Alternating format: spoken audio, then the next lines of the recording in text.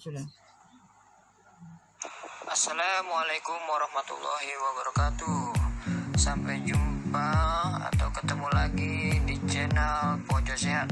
Nah, kesempatan ini saya akan memberikan edukasi yaitu tentang penggolongan obat. Nah, penggolongan obat itu berdasarkan ada 7, yaitu yang pertama adalah berdasarkan jenisnya, yang kedua mekanisme kerja obat, kemudian yang ketiga tempat atau lokasi pemakaian, yang keempat adalah cara pemakaian, yang kelima adalah efek yang ditimbulkan, kemudian yang keenam adalah daya kerja atau terapi, yang ketujuh adalah asal obat dan cara pembuatannya.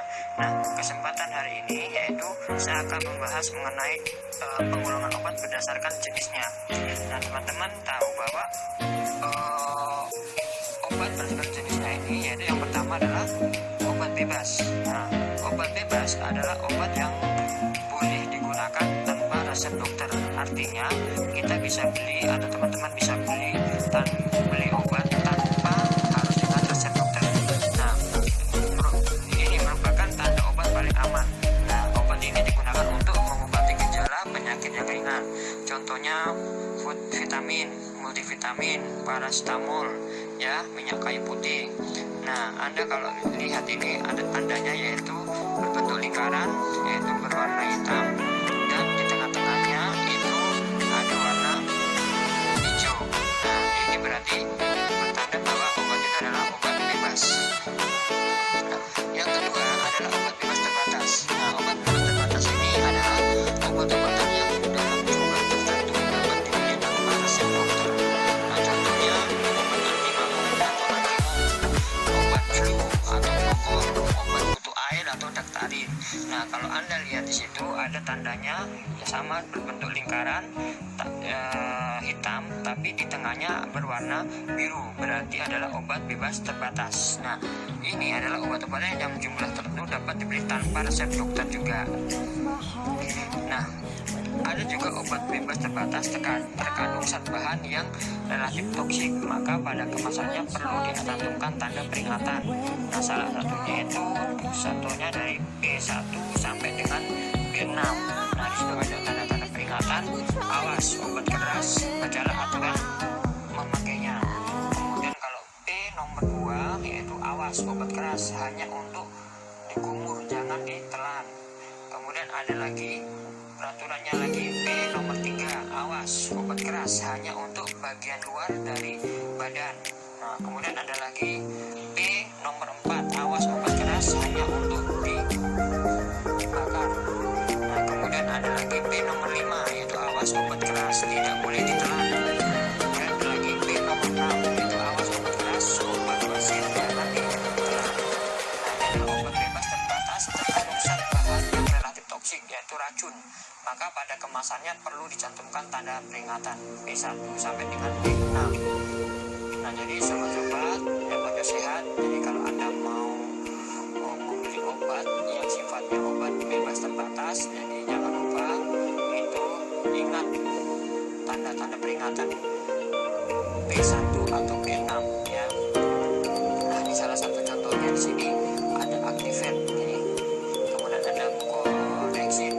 Nah, ini salah satu contohnya. Nah, kemudian yang ketiga adalah obat keras. Nah, obat keras adalah obat berkhasiat keras. Untuk memperolehnya harus dengan resep dokter. Nah, bila digunakan sembarangan dapat berbahaya, bahkan meracuni tubuh, memperparah penyakit atau menyebabkan kematian. Nah, ini logonya yaitu berbentuk lingkaran warna hitam. Di situ ada tulisan K ya, tapi di situ di tengah-tengahnya ada berwarna merah. K berarti keras.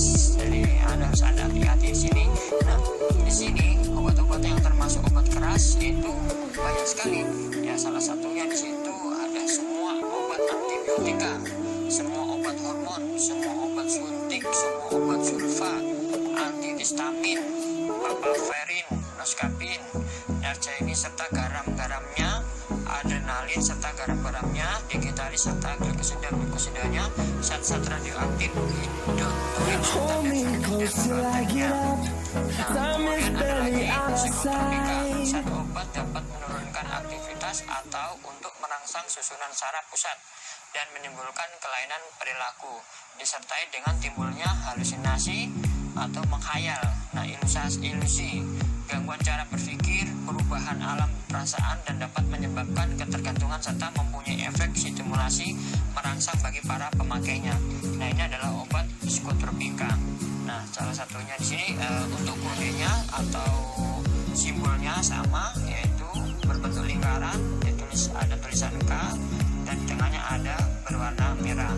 Nah, ini ada 3 psikotropika berdasarkan efeknya, yaitu yang pertama yaitu 1 halusinogen, yaitu memberikan efek halusinasi, contohnya LSD, DMT, kemudian DET, THC, dan STP. Nah, kemudian kedua adalah perangsang susunan saraf pusat, contohnya amfetamin, metylphenidate, dan bipradol. Kemudian yang ketiga adalah penekan susunan saraf pusat, yaitu contohnya barbiturat dan semua derivat serta garamnya. Nah, golongan psikotropika berdasarkan penggunaannya, yaitu psikotropika golongan 1 yaitu hanya digunakan untuk tujuan ilmu pengetahuan, contohnya LSD, 5, MDMA atau ekstasi, kemudian psilocybin dan psilocin.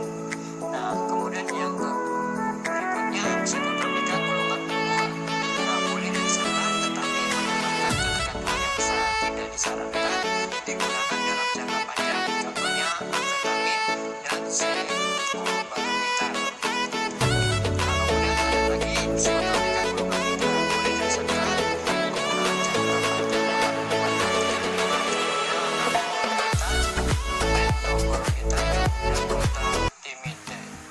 Kemudian yang berikutnya adalah psikotropika golongan keempat, yaitu obat yang lazim diresepkan, boleh digunakan dalam jangka pendek, ya contohnya diazepam, kemudian merobatamine dan alobarbital.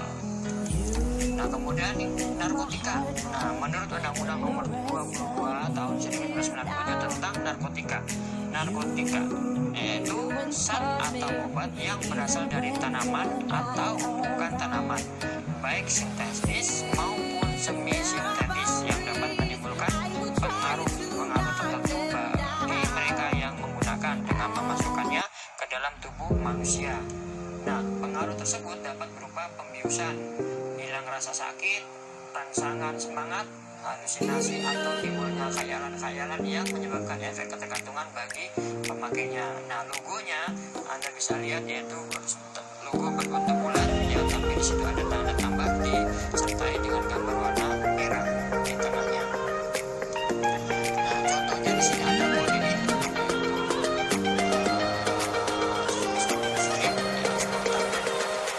kemudian ada polipron. Anda bisa lihat contohnya.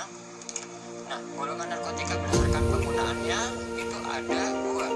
Yang pertama, narkotika golongan 1 hanya digunakan untuk pengembangan ilmu pengetahuan, potensi ketergantungan sangat besar, contohnya kokain, ganja, heroin.